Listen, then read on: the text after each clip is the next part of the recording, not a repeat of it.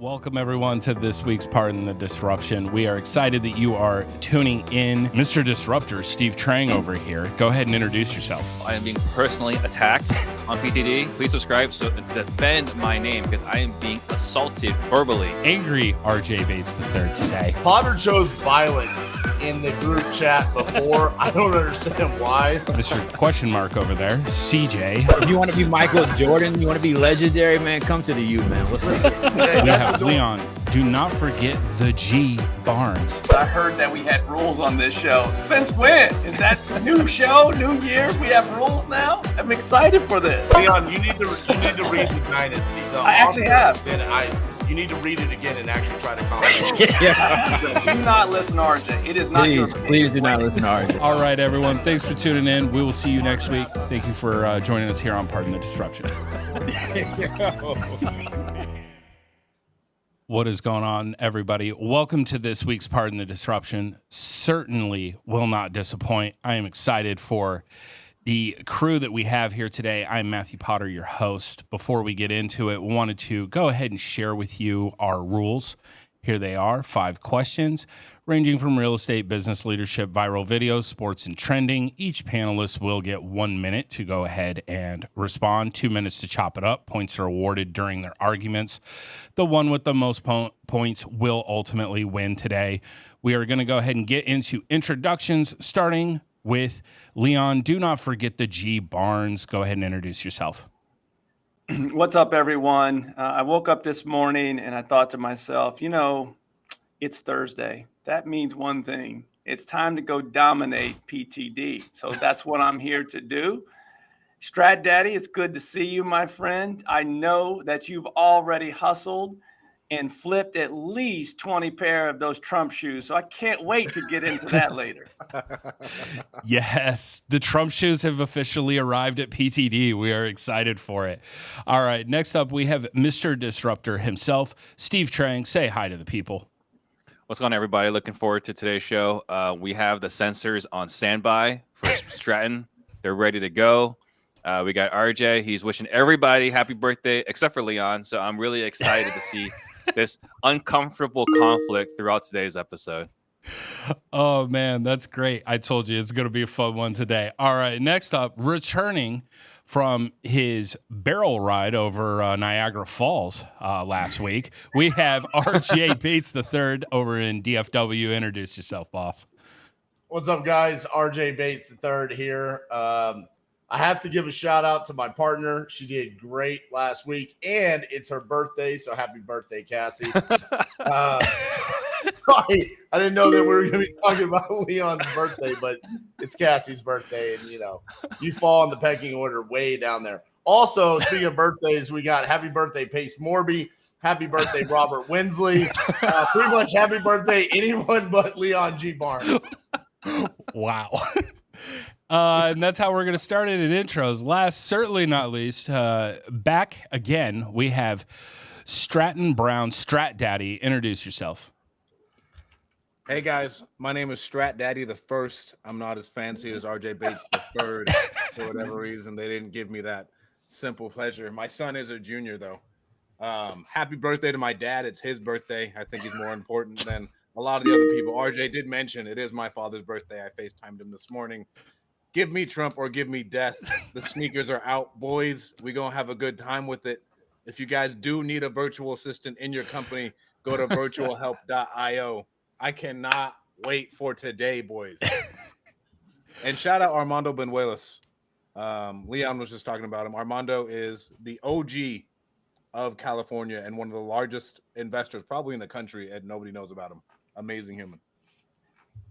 There we go, right out of the gate. All right, we are going to get into question number 1.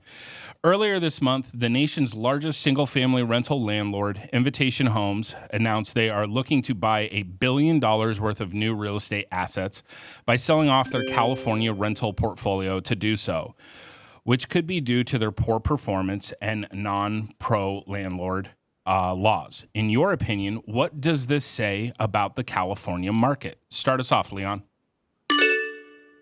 Absolutely nothing that we didn't already know. Unless you live under a rock or you're not in real estate. And hell, you don't need to be in real estate. If you live in the state of California, you know what the issues are with your state. But man, California is like that girlfriend you had, and you know she was batshit crazy, but you just kept going back to her because the state is just absolutely beautiful, and it just keeps calling you back. And you talk to guys like Stratton, and you talk to guys like Armando, like Stratton was talking about earlier, and then you realize there are people that are making it happen. They can do it. If they can do it, we all can do it. But man, it's just one of those states that it's hard to do business in. So I've learned absolutely nothing new about the state of California with that result. I love that we got the elusive batshit crazy from Leon. Like it's been a hot minute. I enjoy that. All right, Steve, what about you? What have we learned about California? I'm kind of surprised. I thought that, with everything they've got going on in their favor, that they're still a hot market to invest in. Like, what part would you not like about investing in California? Is it like they have human, materials decorating the streets, right? They make it really hard to evict people. I think they're trying to get what is it? Where you can't raise the rent, rent control. I mean, I think that's a good thing, right? Like everyone should want to live in California. So I don't really know what the problem is. I don't know why anyone's leaving. I think everyone here should invest in California, especially San Francisco. RJ and I are going to be doing some JVs out in San Francisco. That's right. Watch out for STRJ investments over in San Francisco, about to take the market by storm. All right, RJ, what about you? What have we learned about RJ's favorite market to invest in, California? Yeah, first and foremost, Leon, that's probably the best answer you've ever given, man. I mean, realistically, I can't say it any better than you said. Outside of the fact that I said it 3 weeks ago and 2 weeks ago, like I've been saying this, baby. Like CJ brings it up, and I'm like, well, what are we talking about? We're talking about your batshit crazy states like California and New York and Washington State. Yeah. I mean, this is inevitable. And I literally used the example of there are going to be companies that are going to start offloading their inventory in California. I think I predicted this a couple of weeks ago, that they're going to offload their inventory because – shut up, Steve. Because it's so crazy. He's over there making hand gestures. So this is not shocking. And listen, the only thing more batshit than the state of California is Gavin Newsom. So there you go. That's their lead. There we go. We got a strong argument, strong opinions from RJ Bates. All right, Stratton, as the resident Californian. I'm a Utah resident. Thank you very much. Sorry. As a in the state of Utah, you better watch your mouth. All right, I'm gonna give you that one. All right. Before I get a fat tax bill, okay? But California's like that. I mean, she's batshit crazy, but that shit's fire. You're just like, goddamn, like I don't know if I can leave. I mean, the ocean, the beautiful homes, like it is amazing, and there's a reason. One of my friends and business partners, Dean Rogers, lives in San Diego, and why we're looking to move to San Diego full time, because you can just buy more real estate. I think if you want to live there and you want to buy real estate, and let's say you're a little bit more sophisticated and you can play the appreciation game, I still think it's the way to go. Honestly, if you don't want to worry about it, you have A-class tenants, you can buy a house. Let's say it's not cash flowing down, you can lose a little bit of money. That's the way to go. But I mean, as far as rent control, that's terrible. The law, even in storage, we have different laws of how we can evict people out of a unit that can't pay us. That's terrible. People can burn down your house and not be responsible. That's terrible. They can steal an ATM and a car, put it in your house. You take pictures, send to the police, and the police tell you, sorry, bud, we can't get rid of them. I mean, but the shit's still fire, bro. So do not discount it as a place to live and visit. But as far as investing in single family homes, it's probably your worst business decision that I think could ever be made. Well, Stratton was going well over his allotted time there with his very boring answer. I got excited about the Deal Champ Summit that, Stratton is running. It's in California. And I'm speaking at it, and I'm like, dude, I get to go to this beautiful place. And then I remembered it's in Fresno. So I'll be landing, and then I'll drive past the pig slaughter farm and turn left. And that's where the event will be. So not all of California is beautiful. So Stratton's answer there is a microcosm of this question. So he started off by saying, let me reiterate to all the California officials, I do not live in your state. I actually do some business there, but I live in another state. Name me one other state that we ever talk about that goes after their tax dollars harder than that state. They will find you if you're doing any business in their state. We don't talk about any other state that way. Even New York, we don't talk about it not yet. I think we're not too far away from that. Right? I think New York is pushing the issue. New York is pressing the envelope, trying new ventures. So I wouldn't put that past New York. Talking about California, when the whole deal happened with COVID, you couldn't evict the tenants at all for lack of payment because they had nowhere safe to go. Right? So they're not paying the rent, and you can't evict them. I can't think of a much worse environment for a landlord. And then, what was fascinating, we had some friends that, had properties in San Diego, and they couldn't evict them, right? Because those are the rules. Those are the laws. So what they had to do was they had to sue the tenants for emotional distress. They had to sue the tenants for financial damages, and that was the key to get them to move out. If you want to evict someone now, you have to be very, very good. You have to have a good attorney, especially if you go in like the Bay Area. The relocation fees can be 6 figures if you're not careful. And even if you do evict them and you got to kick them out, like you're just going to have to pay the 6 figures to relocate someone else. And so I'd say Central California is the last good conservative place you could probably invest. We own some stuff up in like Susanville, but the population's like declining, right? Anywhere else, dude, the rent control, the just cause of having to evict someone. What else? I mean, those two alone are. But remember though, like there are ways around this, right? There's not. There are. So you can break into their property and claim to be squatters, right? That one, because now they have to prove that you don't belong there because now you're a squatter. And the other one is, I believe murder is now legal in California. So like, Jesus. So long as. I think, right? Because they don't really enforce any crimes or any prosecution. Based upon my serial knowledge, to my knowledge, currently it's not. Now, that may come up in the future, but I will say this. Like all of us have said, when you go there, we'll be there in 2 weeks for our next CG. And when you get there, you go, wow, this is a great place to visit. And then in a week, I'll get my rear end out of there. And I will congratulate all that do well there and can continue to do that and go back and visit every once in a while. You're like the grandparents, Leon. Like you'll come over and like play with the kids. Yeah, and then you leave. I'm out. Crazy that this just happened, but actually on the Pardon the Disruption YouTube channel, while Steve was answering, O.J. Simpson actually commented that murder's always been legal. Jesus. Point to RJ on that one. Great closing argument. Shout out to OJ. Shout out to OJ. OJ, it wasn't me. I didn't say anything. OJ made the third. He's in Dallas, Fort Worth. They've got a bunch of Broncos down there. I wasn't laughing with him, OJ. I wasn't laughing with him.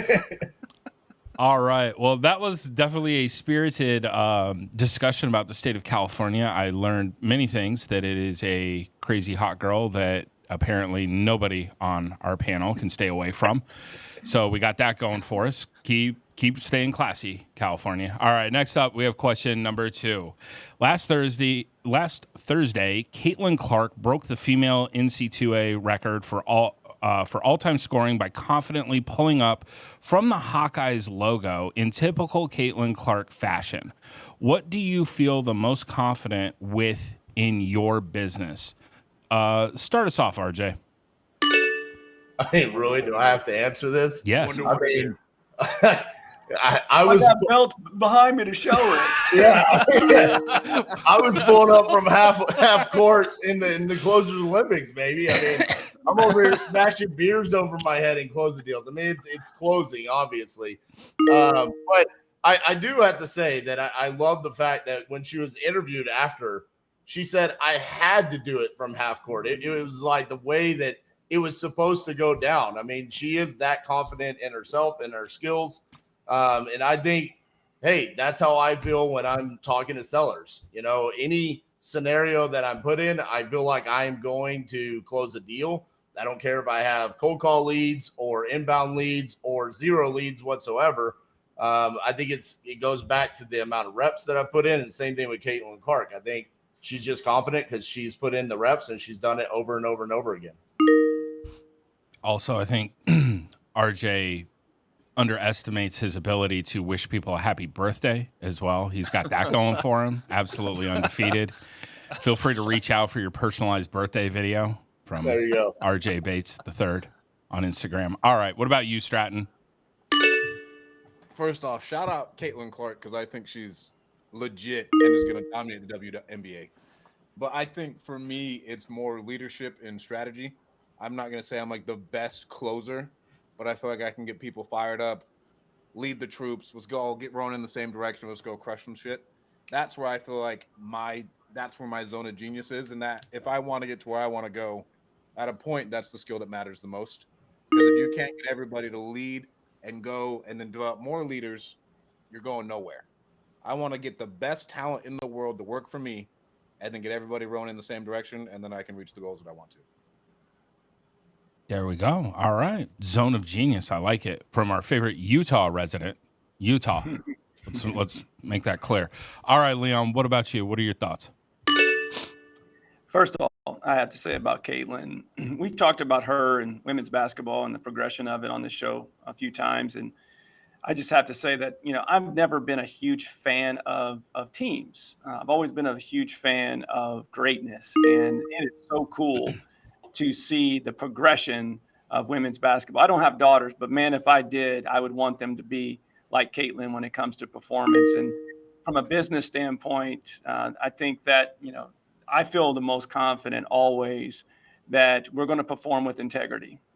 We are always going to do what's right by the seller within our control, obviously. We're going to do what we say we're going to do and perform when it comes time to. We're not going to back out of deals that don't make sense to back out of. We're going to do exactly what we say we're going to do, and I try to live my life the exact same way. And I think that separated us in the marketplace. Doesn't mean that we'll buy all deals, but the ones that we do, the seller knows that we will perform with integrity. There we go. Leon has a face that you can trust and rely on. I like that. Couldn't lie if I wanted to. Can't do it. That's not, right. Not possible. Next up, Steve, well, what are your thoughts on this one? Well, first I got to say this inspiring leader, Stratton Brown, I'm looking forward to meeting that guy one day. I just want to start with that. So I would say the thing I am most confident about is my confidence.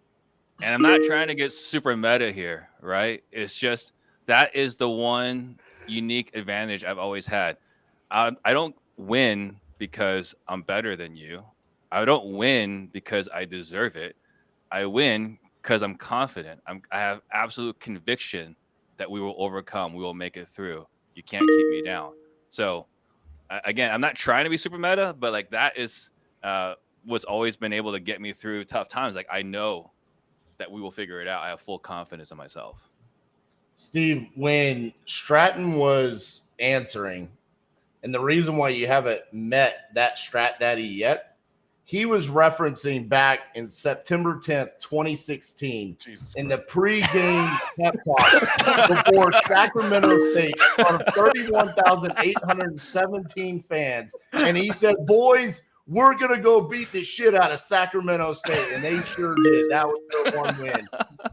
That's the leadership by Strat Daddy. And win by a tub. Win by one touchdown against Sac State, baby. We did it. Yeah. So, from Steve's standpoint, bro, I wouldn't say it's utmost confidence as it is blissful ignorance. You know, like Thank you. there's a very, very fine line when it comes Hey, to entrepreneurship. ignorance is bliss. I would say the other thing too, because RJ is bringing up closes Olympics, and rightfully so. He does deserve all those belts.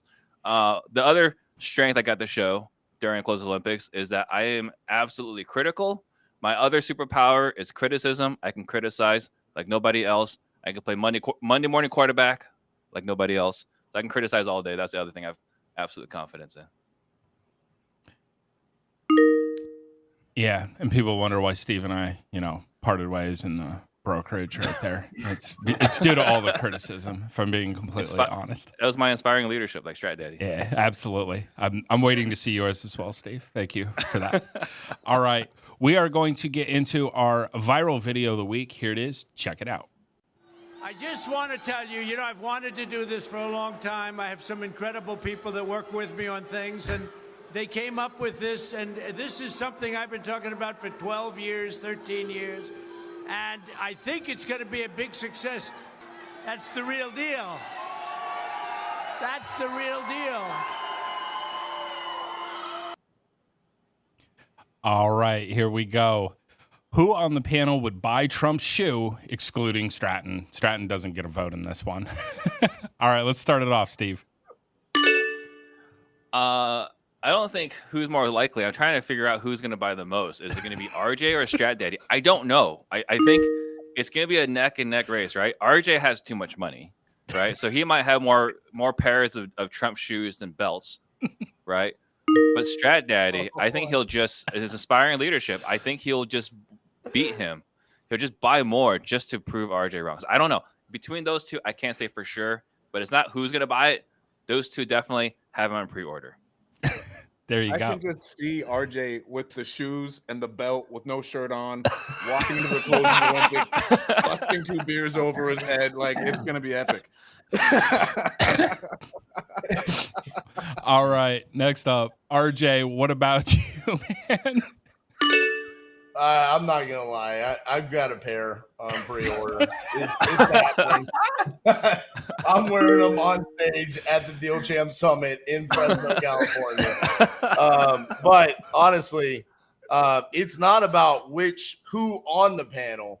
It's who on the panel had the most influence to get the most, and that's CJ. CJ went out and he had the entire charged up university go buy these. Secretly, CJ is a huge Trump supporter. I know it doesn't sound like it sometimes with his answers, but dude, he got the red 45, he got the white, he got the gold, he got all of them. CJ is definitely going to have the most pair of Trump shoes. Sneaker game on point. All right, Stratton, we'll let you participate. Well, what's the verdict on this? Niggas for Trump. You know what it is. You know why we're here. But honestly, whenever I don't even listen to Donald Trump talk that much.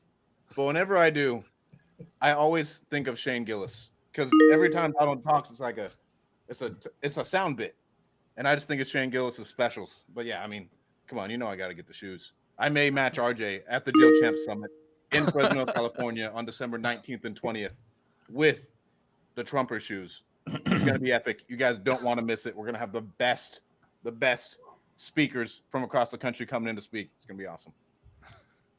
And apparently RJ and Stratton will be wearing matching belts and shoes, so that'll be a sight in and of itself. All right, what about you, Leon? What are your thoughts? Well, first of all, I never thought there would be a pair of shoes that would be put out that would make me want to buy LeVar Ball shoes. That's how bad those shoes are. The second part is we all knew that RJ and Strat Daddy were going to buy those shoes for sure. Especially RJ has to have some gold to match those belts back there. So he's buying those shoes, and Strat Daddy's made it evident that that's his guy. So, but the thing is, I know Steve won't buy them because he would never replace his old man New Balance walking shoes for those Trump shoes. He would never do that. Why would you get rid of comfort for gold? Steve would never do that. So it's RJ and Strat Daddy. Man, isn't that wrong? Could you imagine Steve wearing those though? I can. I might have to get him a pair just to see it. So I'm gonna have to get RJ one of RJ's belts, and then the MAGA cap, and those, and then I'll be allowed to speak to speak on the Deal Champs Summit. You know what's crazy? Politics aside, if I would have told you that in your lifetime, a former president, would be out there hawking shoes, what would you have said? Can you see Ronald Reagan out there hawking shoes? Trickle down tennies. As racist as it sounds, Obama would be the first person you would think of. Man, I'm If you're glad offended listening to this, please watch the video. It's different context. He's the best marketer. He's one of the best marketers alive. Between him, Elon Musk, and Deion Sanders, I don't think there's really anybody better. I mean, Grant Cardone, I remember. Grant Cardone does not even hold a candle to Donald I remember Trump. I read the 10X rule. This one, I got to say, this is 5, 8, 10. I don't know exactly what. I was like, okay, this book's okay. All right. Midway through the book, it actually became interesting. Let me go ahead and download the PDFs on the website.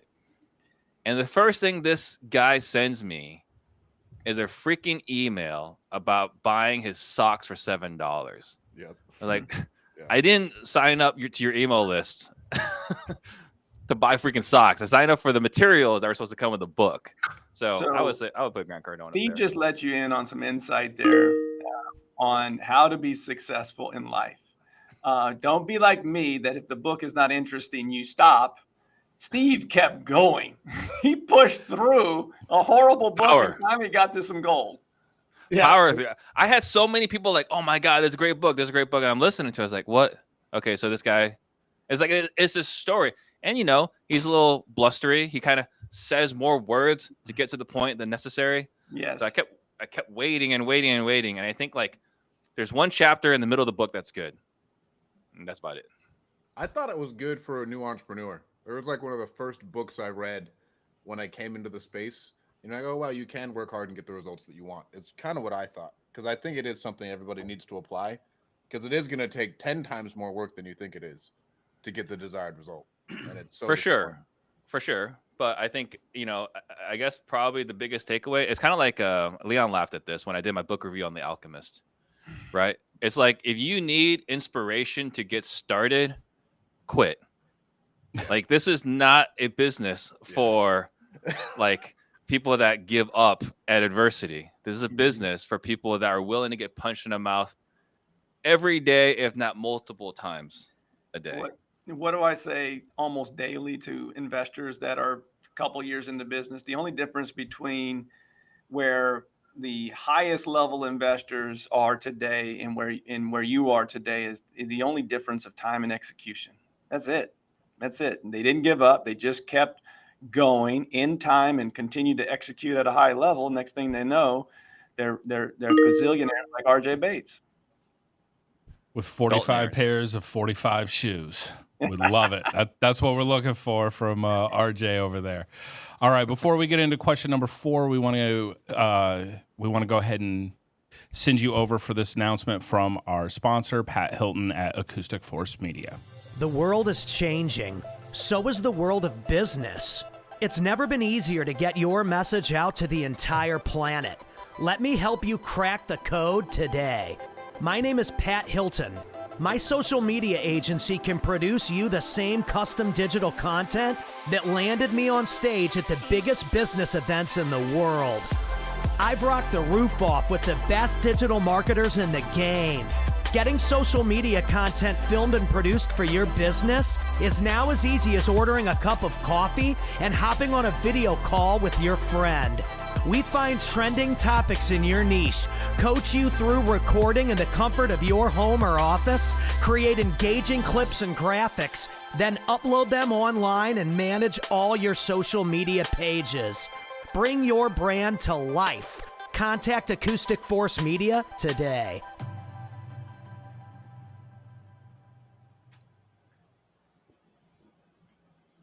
Awesome. Thank you to Pat for everything he does for the PTD crew around here. Makes us look absolutely phenomenal. We're going to get into question number 4. The Golden State Warriors were rumored to pursue LeBron James during the trade deadline. In business, when do you know it's the right time to let go of an asset for the well-being of your company? Go ahead and start us off, Stratton. So if you guys didn't know, I own a company called Virtual Help, right? And I was talking to a client yesterday, actually, and he reaches out to me, and we staffed him up with some cold callers. We trained him up, passed him over, and he was like, "Hey, man, this chick just isn't getting it. Like, I've been working with her for a week. It's not really working." I was like, "It's time to let her go." At the beginning, if someone's not getting it and they don't impress you in the first week, it's time to get rid of them. If someone is a cancer, it is time to get rid of them. And we talked about this with Leon, I think the same crew, to where you can afford to be who you are, right? If someone is really, really good, they get a little bit more leeway. But as soon as someone becomes cancerous, I think it's time to let go of them for the well-being of the company. And overall, man, I think every situation is different, and that's the hardest part about business and when it comes to leadership, because I am a world-class leader compared to Mr. Ignorant Steve-O over there. You have to give some people grace, but at the same time, I think you need to have a short leash, and everything is always going to be very, very dynamic. Speaking of grace and short leash, apparently Stratton's going to be on one from now on. All right, next up, Leon, what are your thoughts? I'll give you a cleaner version of what Strat Daddy just said. This is why I love sports and how it relates to business. And Stratton knows this from his playing days. Everyone on a playing surface is evaluated by what? Their performance, right? And it's our job as leaders, as coaches, as general managers, to continue the sports analogy, it's our job to evaluate talent and always look to level up talent across the board. I'm the one that brought this question up because I love LeBron. I think LeBron, has his shortcomings when it comes to being passive aggressive, but the guy, you got to give him his flowers for as long as he's played 21 seasons strong. But to not look at him as a valuable asset to get younger, because their roster's really good. If they could utilize his talent to get younger and more opportunities down the line, I think they have to look at that. And the same thing goes for your business. If you're not force ranking employees on a quarterly, monthly basis of knowing who your weakest link are, you're failing your business short-term and long-term. There you go. The cleaner version, Leon G. Barnes. All right, Steve, what about you? What are your thoughts? So first and foremost, obviously, it's time to give up on LeBron James. That much is clear. Right behind that, I would say, if Stratton wasn't the 12th man on our bench, I would have cut him already, right? But like everyone says no, right? Like, hey, you want to be on PTD, and everyone says no. Like, I don't want to be intermixed with Stratton's, or like we have to keep him in. Otherwise, we would have cut him already, but we can't. We can't find any other talent. But Jim Collins talks about this in From Good to Great, which is the two questions. If you're wondering, is it time to let this person go? It's time to let the person go. If the person quit today, would you be relieved? If the answer is yes, it's time to let him go. Now, here's the thing, though. We know this, but man, it's really hard to execute. This is where I have failed as a leader multiple times. Knowing the answer to these questions, knowing it's time to part ways, I don't do it soon enough. I try to make excuses. We keep them along, and then eventually, we always let him go eventually, and we just had all this aggravation and anxiety and stress this whole time. And you find out that it wasn't so bad. They were able to land on their feet. They were able to go do something else. So, for me, that's the answer to that question is fairly simple. However, executing it is not so easy. There we go. Deep insight from Steve over there. We like it. All right, You have some emotions. All right, RJ, what are your thoughts on this one? I think this is one of the hardest things for entrepreneurs to become good at, right? To Steve's point, we always fear, like, if we move on from this personnel, who's going to replace them? What about the negative aspects? And then we rarely look at the positive aspects of moving on from someone that's not performing the way that they're supposed to. Also, when you're talking about personnel assets, I think you need as a business to have written down, what do you want to gain by having this person on the team? And if you're no longer bringing that to the team, then that's when you need to move on, right? In the case of this question, though, what I am shocked about is that of all the teams in the NBA, the Golden State Warriors is who was rumored to pursue LeBron James. I think that would have been a terrible move for them. Getting older. They're not a good team. I don't see how Draymond Green and LeBron would have mixed. I don't know how that works with Curry either. I'm actually glad for the Warriors that they didn't get LeBron. I think that would have been a terrible move for them. You got to shoot your shot. Right? If they're able to get, They would get so if they're able to close, trade like Klay Thompson for LeBron, that'd be an upgrade. Well, that would have been the move, but you get rid of a shooter and you bring in a facilitator. So the good thing about someone like LeBron, like him, love him, hate him, whatever, he is someone that can adapt to the team that he's playing with. And going back to RJ, I may say something here that I've never said before. RJ's had a fantastic point there. In regards to the hardest thing for business owners in this space to do is be the best leader that they can be. Like, in fact, our highest level group has 180 plus members in it. We're meeting in 2 weeks. Steve's has seen the schedule. There's 3 days that we're covering the relationship as a leader from the CEO level down to the entry-level employee, and the relationship between executives and that top-level person, and filling those gaps. And those are people that have been in this business 10, 20, 30 years. So it's a fantastic point by RJ that leadership, it's something that most people don't have any type of experience when it comes to corporate America, what have you. So yeah, and it takes time. And I would say the other thing too, with points for saying my answer was I good. literally just gave you a point. Look at the Leon scoreboard. got 4 points for he my said it point. better. He said it more eloquently. Be better, I think bro. be better. That was your quote. That was your line a couple weeks ago. Hey, give me a point for that. I just said his quote better. Yo, I would say the other thing too. If RJ could just pass along this clip here to Elijah for closes Olympics, because there were some people that shouldn't have been on that bench either. So Jeez. Another thing that I would say is, if you have to talk about someone 3 times, it's probably time to move on, is one that I've tried to hold near and dear to my heart. I like that. Of, someone being a pain in your neck for whatever reason, or if it's a repeat problem. And then I saw this the other day. Shout out Brady Slack. He is our CPA, and he posted a sporting quote. Says, "My job as a coach is to find someone to replace you no matter what.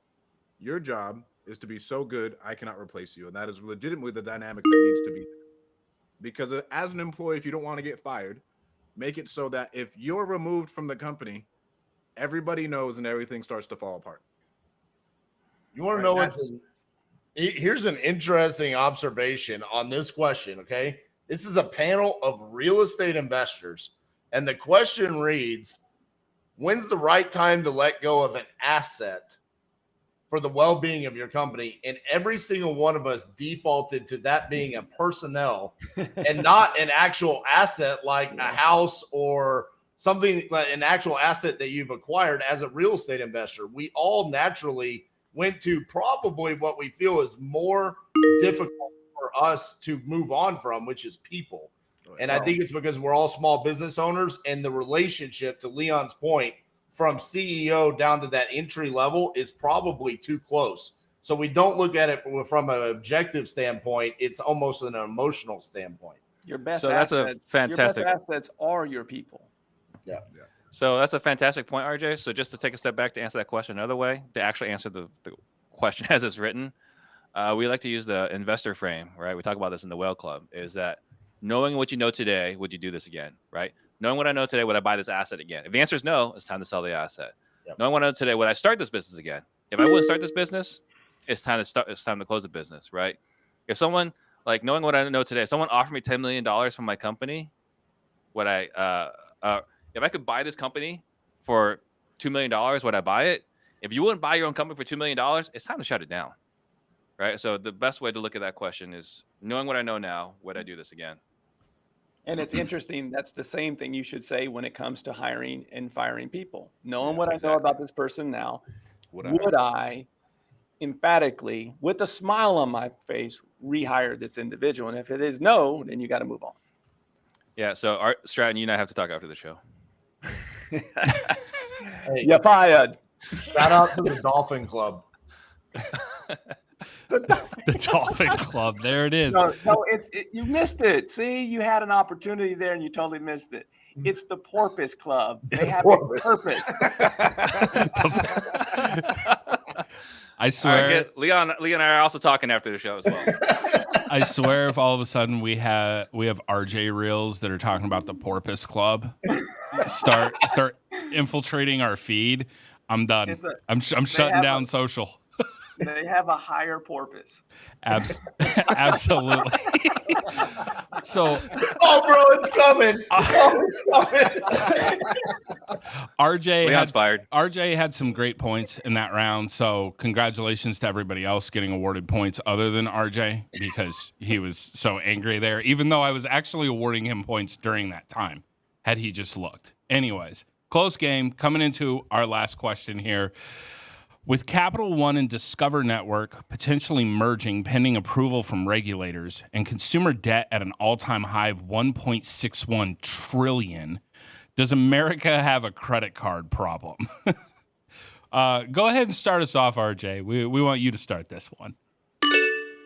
America has a financial education and literacy problem. That's what we have. How do you expect people to know how to manage credit card debt when you're never taught it anywhere in our education system? It's a massive problem. And on top of that, it's been 20 years since I went to college, but I remember, and I'm assuming it hasn't changed much, but the moment I stepped on campus, I got bombarded right outside of my dorm rooms with people saying, sign up for this credit card, sign up for this credit card. And this is literally for most people when they go to college, the first time they're on their own. I had a credit card with $6,000 in debt of Taco Bueno burritos, bro. I mean, like, dude, it was free. I'm eating them every night, baby. You know, so yeah, do we have a credit card problem? Yes, but the real problem is that we're not taught financial literacy. We're not taught any sort of financial education. There we go. Strong words from RJ over there, and now we ultimately know about his eating habits in college, so we're all thankful for that. All right, Stratton, what about you? Thoughts? First off, I don't think this should go through. Like, I don't think the regulators should pass this. If Adobe and Figma did not go through, this for sure should not go through. It's complete nonsense. I'd consider it more of a monopoly. But on top of that, to go to RJ's point, I will be the case study for this. When I first got out of college, I met a guy who said he was making $100,000 a month. And I had credit cards. And I didn't understand anything about credit cards. And he was like, yeah, bro, if you just don't pay them, they go away. Real story. Real story. This man later ended up declaring bankruptcy, but I didn't pay them. And then they didn't go away. And then I had to remedy that entire situation with all that bullshit. To where, like, I had no clue because I had no financial literacy around the credit cards. So, like, it is a legitimate financial literacy problem in education. Then the interest rates, too, of educating someone of like, hey, if you do take this out and you don't pay it, you are running up a very, very steep hill very fast from a young age, where you more than likely, unless you are really good at making money, you're not going to get out of it anytime soon, on top of your student debt, right? And it's just more debt, more debt, more debt. In a nutshell, though, I don't think this should go through. I think it's a monopoly. 29.99%. Let's go. All right. What about you, Leon? Both points were good. I think that I would add to RJ's financial literacy, because that is part of my answer as well. But I do think that we can't lean on that excuse as fathers on this, all of us on this panel. We have to fill the gaps of what our government won't or our private schools won't, depending upon what you're in. So that's going to fall back on us. We know the issue. So for us, we can fix it at least at our family level. But you're right. It needs to be taught more. But this is a free market. This is a free country. This economy rolls when people are spending money. So how many public schools and colleges are going to add this because they know that this is what keeps everything churning? I will also add one additional thing here is that America has a lot of problems, but the biggest one is twofold: is discipline.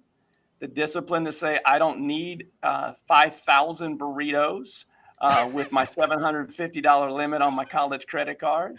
But that's something, again, that goes back to home training, over time to get that discipline.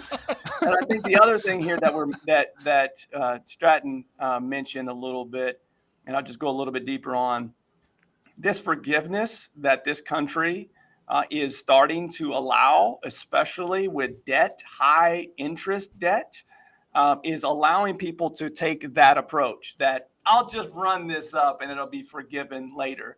That's the problem long-term that we have to solve. There we go. Leon touched on something that will be discussed after this. All right, Steve, what about you? Well, I just want to start off saying that I love that Leon said everything RJ said, but better. I mean, first and foremost, I love that part. And then second, I want to be on the record that Stratton is pro-regulation. In case anyone was unclear, he's pro-regulation. He's for Trump, and pro-regulation is fascinating. I think clearly we don't have a credit card problem. We clearly don't have a credit card problem because they keep finding a way to max them out. Like, we would have a credit card problem if the credit card stopped getting approved. There's unlimited credit. We do not have a credit card problem, right? We can spend as much as we want. This is the reason why in every freaking jobs report is, boy, the unemployment numbers did not come in what we thought it was going to be. It's a lot lower. And consumer spending is still high. We've had COVID where we gave people a bunch of money, and everyone's savings went up and the credit card debt went down, and we changed everyone's spending behavior. And then we stopped giving everyone money, and their savings went down and their credit card is higher than pre-COVID. So I don't think we have a credit card problem, but I do agree with the rest of the panel that we do have a financial literacy problem, but I also don't think that's an excuse, right? Like, it's not that hard to look at your credit card and see like, oh, the balance is going up. It's not going down. So, Leon, to your point there about as fathers and as parents, it's our responsibility to teach that financial literacy. So, I a couple of weeks ago, I had an answer that brought up sports gambling. We still haven't had that question. I'll write that down for in the future. We need to have that sports gambling question. And here's another question I want for in the future about should we be homeschooling our kids instead of sending them to the school system? Because I homeschool my kids for this very reason, amongst many others. But I don't want someone teaching them the bullshit that they teach at these schools. I'm going to teach my kids financial literacy because I understood to Stratton's point, what happened when I got done with school. I mean, I had student loans, I had credit card debt out of the ass. And I will not allow my kids to fall into that. And the way that we're fixing that is that was good.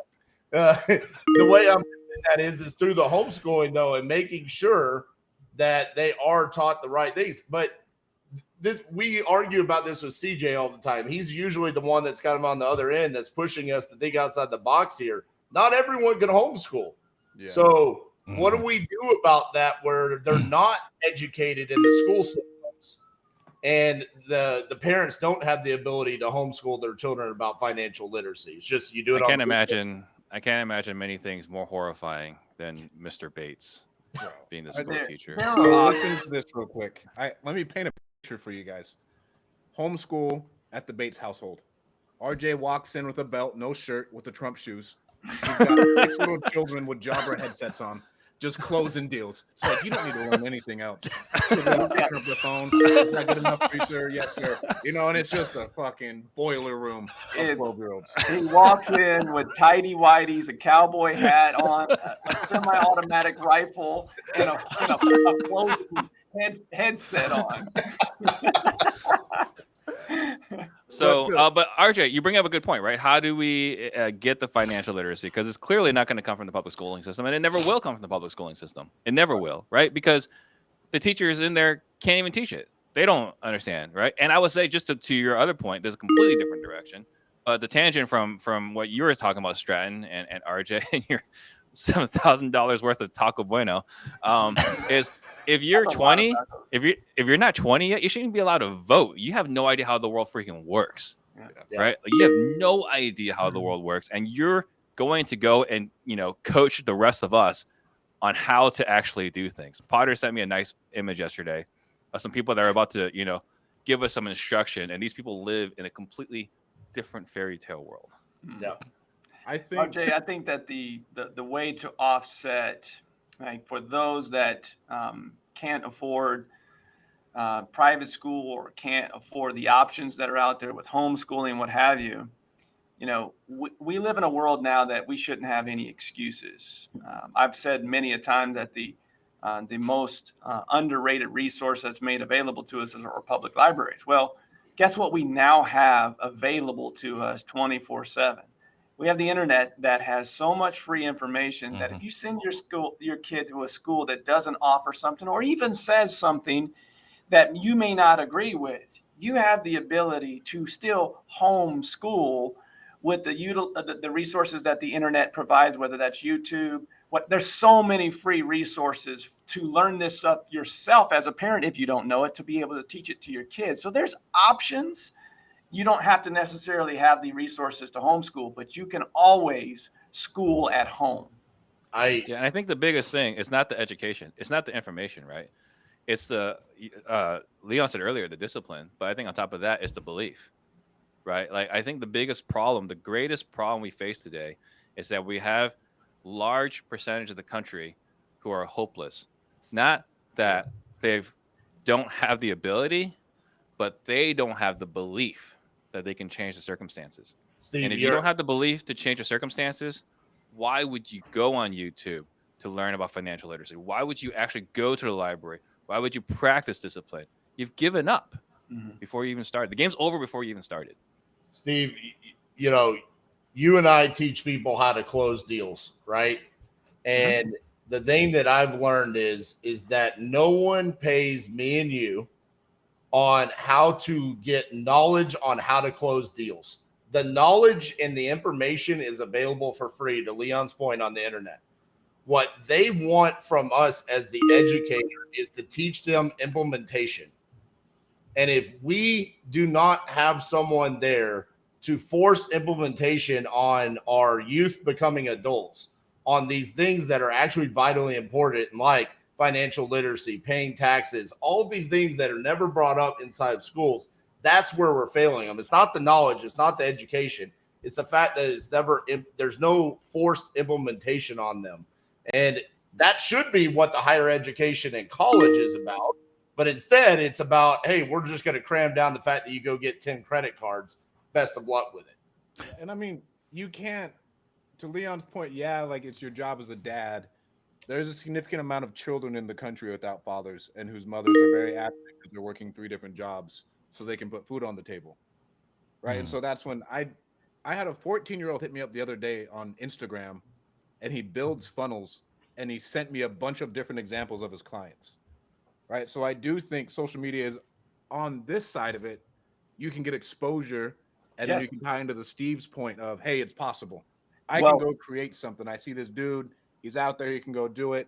I'm going to go do it. And I just set up a call with the kid because he's 14. I was like, bro, let me talk to you. You sound like a hustler. Like, I'd love to support you. I was one of those kids, Stratton. I didn't have that influence in my life. I didn't have a father, but I had the mindset that I'm getting out of here. I am not going to continue this pattern. I am going to change. And I had that mindset first, and then I saw the avenues to take to be able to do that. I talk to at least once a month a young man or a young woman that started off flipping something. They're flipping Trump shoes or flipping something that realized that from YouTube that they could do something, and they could then take that and turn it into something else. There's too much free information available for people not to figure this out. It's on us and them to figure this. There's too much free information. But here's the thing, though. Like, I have put myself out there, right? I've gone to multiple organizations, like, hey, I want to help, right? And they're not even like asking me to come in, except for one. There's a YMCA in Maryville. I drove by it the other day, right? And I came in and I talked about entrepreneurship to a bunch of teenagers, right? Because they're staying after school to, stay out of trouble. And I talked to them about business, starting a business, working for yourself, not this 9 to 5 is not for everybody.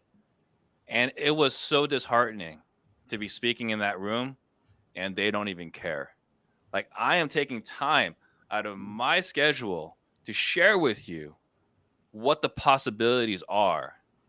And you can't even take the eyes off the screen. Well, it sounds like to So I me think sounds like to me that you just need to follow RJ's advice.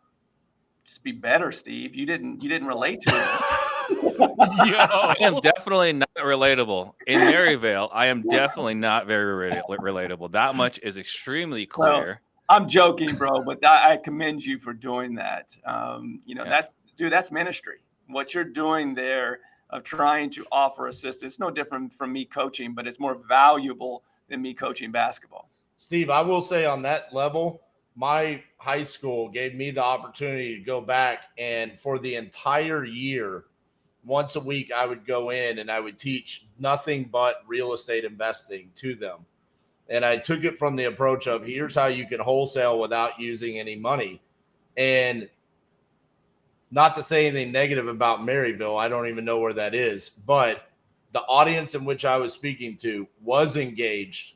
And I do think that this is where you have to realize some people are going to resonate with the entrepreneur journey, and some people are going to look at it and see like it is so far off from where they're coming from that it's just not something they even want to listen to. It's like, I can't ever be Steve Trang.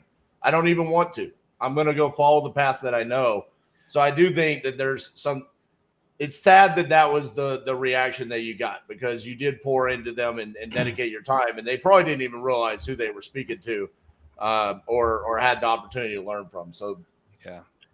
I need to get some notes from Stratton on inspiring. It's one ripple. It just takes one ripple. Yeah. Not everyone is going to relate to you can't save everybody, but I commend you, Steve, for making that effort.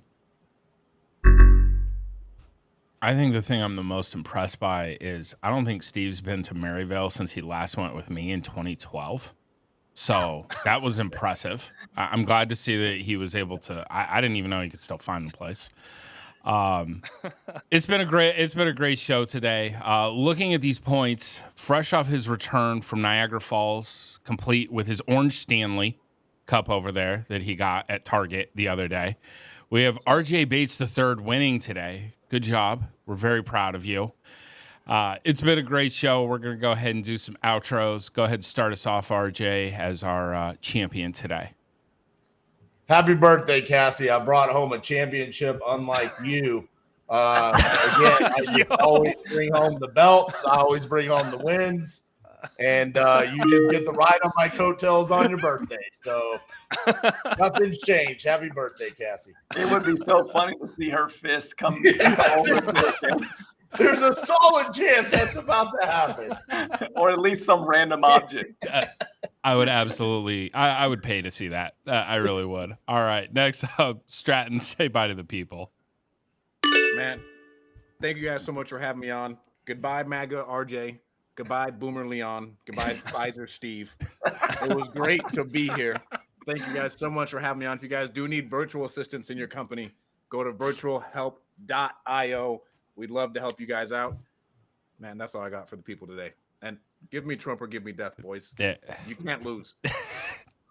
There we go. Stratton, always a pleasure having you on the show. Next up, Leon G. Barnes. Say bye to the people. Well, congrats on your win, RJ. Welcome back. I can always say that I learn a lot on this show, but I learned a few new things today. Number one, I learned that pregame we were talking that I need to get an entourage, people that do things for me. I need to work on that. So after today's show, I realized if you ever watch Key and Peele, remember when the one guy would play Obama. He had Luther over his shoulder. So when nice Obama would say something, Luther would say it in what he really was thinking and really meant. Stratton is going to be my new Luther. That's what I've learned to say on the show. I've also learned that there's a lot of legends based upon what RJ said that were born in the month of February. So happy birthday to you, Cassie. There we go. Always classy. Leon G. Barnes, we appreciate you being here. All right. Last, certainly not least, say bye to the people, Steve. So happy birthday, Cassie. And I'm with Leon, but I was, instead of a fist, I was thinking like a fake wrestling belt, right? Just coming crashing on his head. Or she just That's kind of what I was looking for. Yeah, off the top rope, that'd be great. And then in the comments, if you guys are interested, just comment here. We're looking for a qualified sub. So, things are not working out with Stratton, so we're looking for a qualified sub. And then the last thing, the title for today's show is Best Female Athlete Ever. One thing we didn't get a chance to talk about it, I forgot, but like I am blown away by the amount of hate that Caitlin Clark gets, right? Like it's crazy how the most fascinating and interesting female basketball player ever is just getting all of this hate from other female basketball players. Like they better hope that she's good in WNBA or the WNBA is done. Yeah. I didn't know she got hate. Yeah. There you go. Steve wrapping it up for us there. I like it. But yes, definitely a point of discussion right there. We appreciate everybody tuning in, everybody watching on our YouTube channel. We will see you guys next week.